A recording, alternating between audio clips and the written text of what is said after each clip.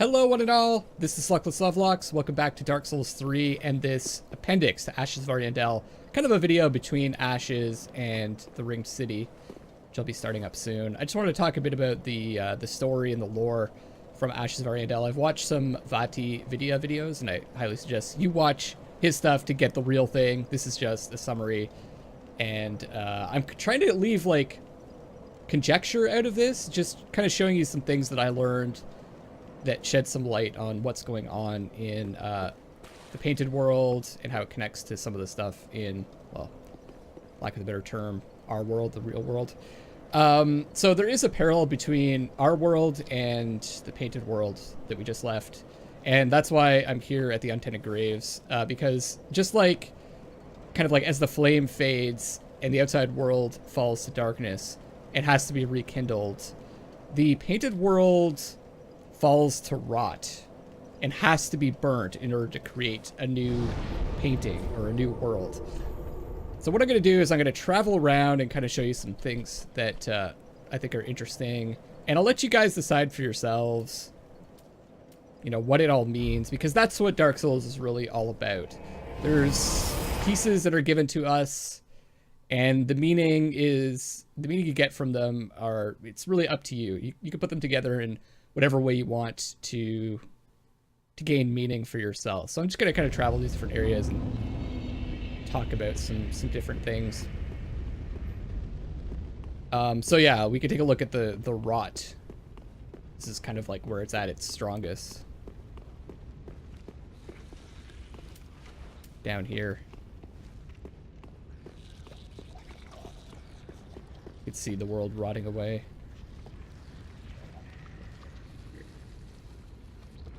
So the first thing I want to talk about is Lady Frida, and the one thing that I really screwed up in while I was playing through is thinking that Frida and Frida were two different people. They're actually, now it's so obvious to me, they're referring to the same person. And what we get kind of learn about Frida from the things that we picked up and the people we've talked to is she was one of 3 sisters that found the Sable Church. She was the eldest. And she was the first Ash to enter the painting. So we kind of learned that for sure at the end. And what we know about Ash is that they failed to link the flame. So what she decided to do is she decided to protect the people here instead. Skipping over some details, I'm just, like I said, I'm just summarizing, but these are just some points that are kind of established. So some of her other sisters are Yuria, who we know well, as part of the Hollow Lord ending. We were always interacting with Yuria. And Lillian is the other sister, who I had not heard reference of, but I heard about her in Vati's video. And we haven't met her yet. She hasn't been introduced in the game at all. And the other thing to note about Frida is in the end she kind of gets this black flame power, so she kind of turns into Black Flame Frida. As for Father Ariandel, there's obviously more things that we know about Frida, but I'm just kind of doing a summary of some of the things that we've learned. As for Father Ariandel, he is the good father that's mentioned a couple of times throughout the DLC. And from what I gather, he is the painter of this world, right? That's why it's called the Painted World of Ariandel. And from talking to our friend, which I'm going to go to right now,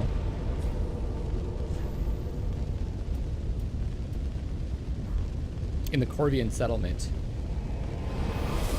he decided with the Corvians to burn the world, right? He said it was their plan. They decided to do that.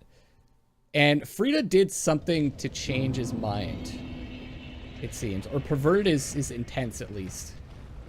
Let's go and talk to this guy, because I heard he has something for me now that I finished the DLC. Oh. Wait, where'd he go?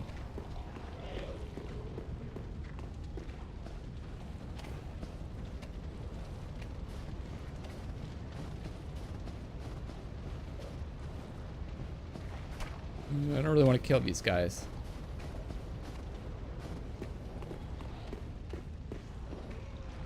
Huh.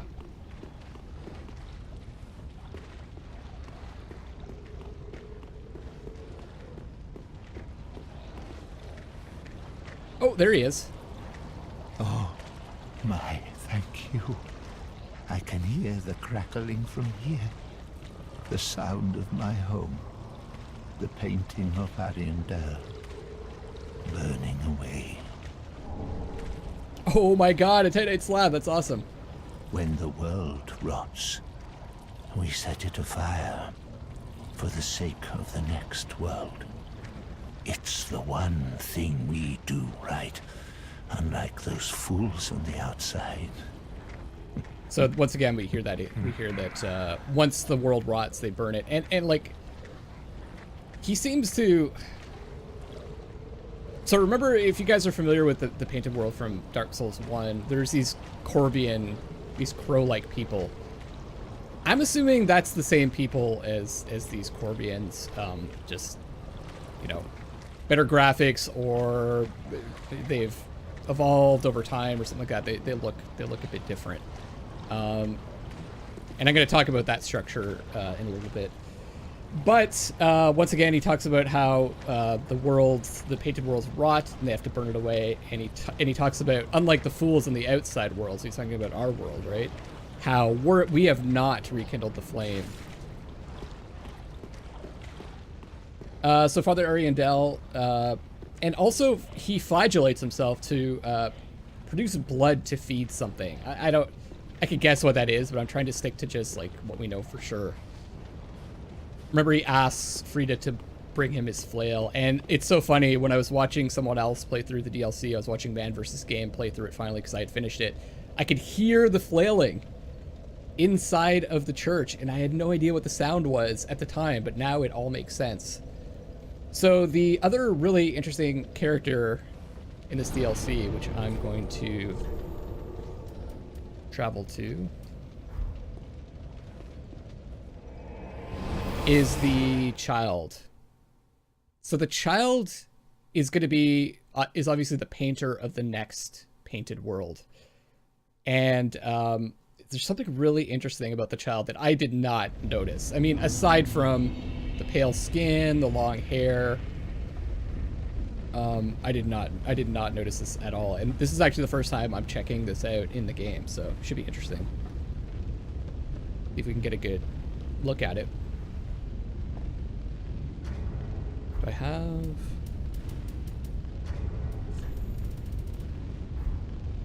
Need to equip the binoculars here.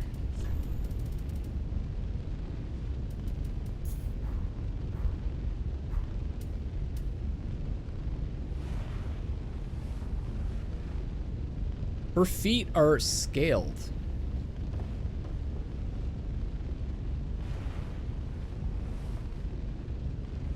Kind of hard to see, but she has scales on her feet. See it a bit better there.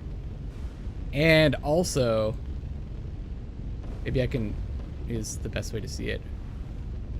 Her eyes are kind of like the eyes of a dragon.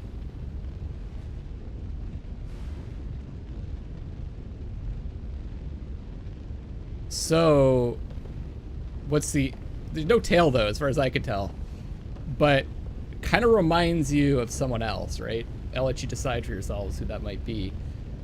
But that connects to the arena. Place where we fought the pyromancer. Which I'm going to travel to next.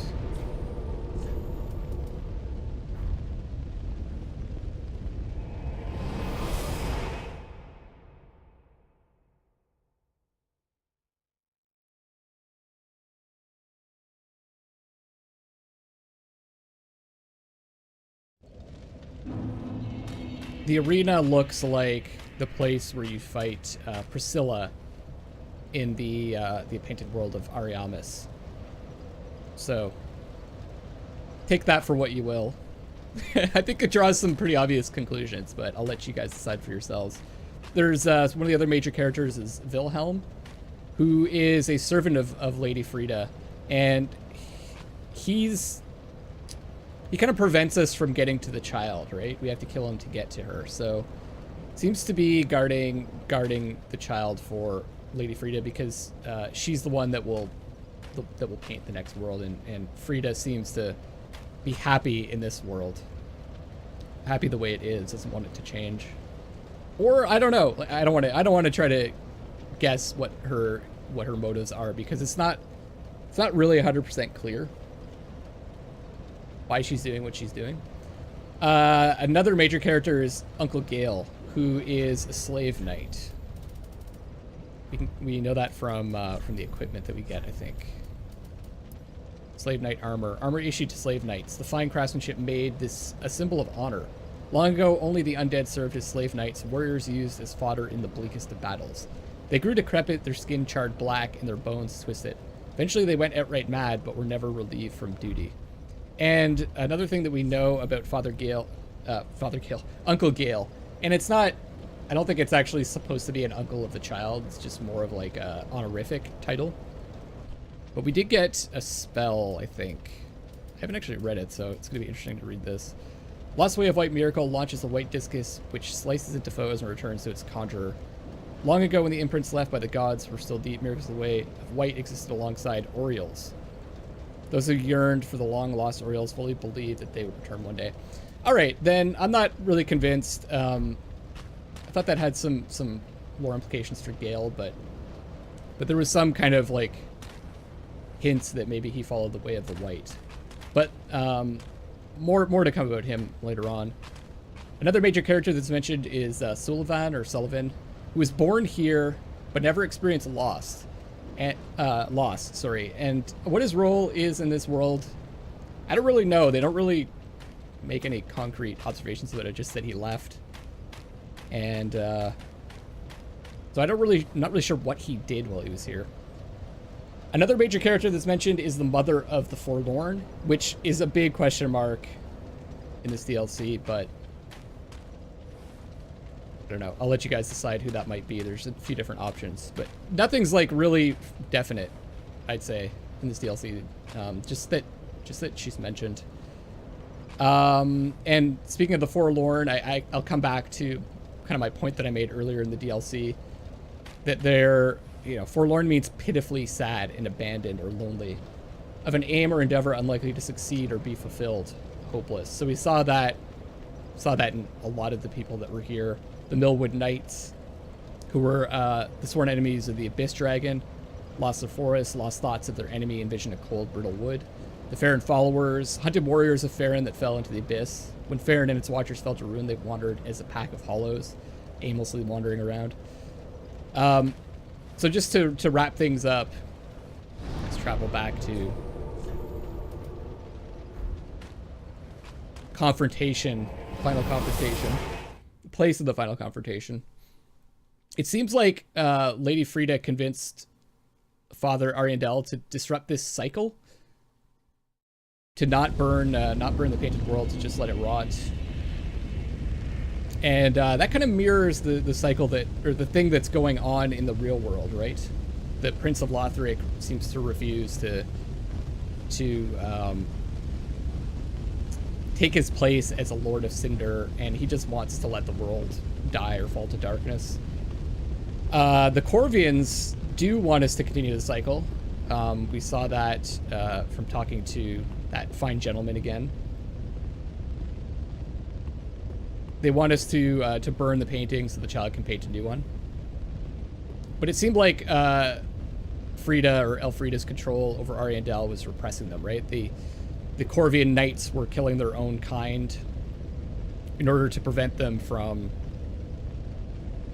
getting to the child, it looks like, because there was a point in the DLC where they were running towards where the child was, and a Corvian knight jumped out, and they all ran away as the Corvian knight was destroying them. So maybe they're trying to free the child, but they're just not strong enough.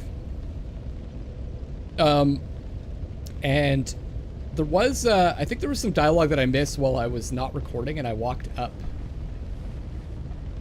and I climbed up this ladder, and she said something like, or maybe it was later on, she said something like, "Soon Uncle Gale will bring me the pigment." This child said that. I wonder if he has found it. The dark soul of man. So, Gale is trying to find a pigment, right? The dark soul of man. And the child is going to use it for the next painting. My thanks, Ash. I can almost see the flame. Soon, Oh, there we Uncle go. Gale will bring me the pigment. I wonder if he has found it. The dark soul of man. And the other thing that's interesting, and this is a spoiler for the beginning of the next DLC. So if you don't want to be spoiled, then do not watch.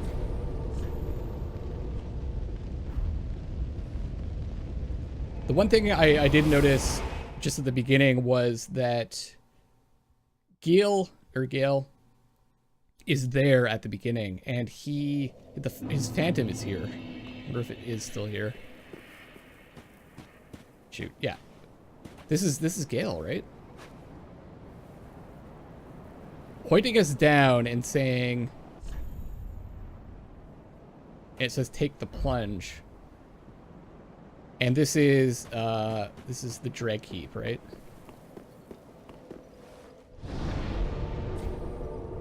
Dreg heap. Dregs again are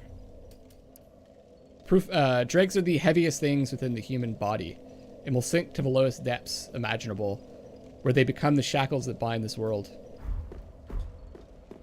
Is this his way of guiding us towards the dark soul of man? The pigment?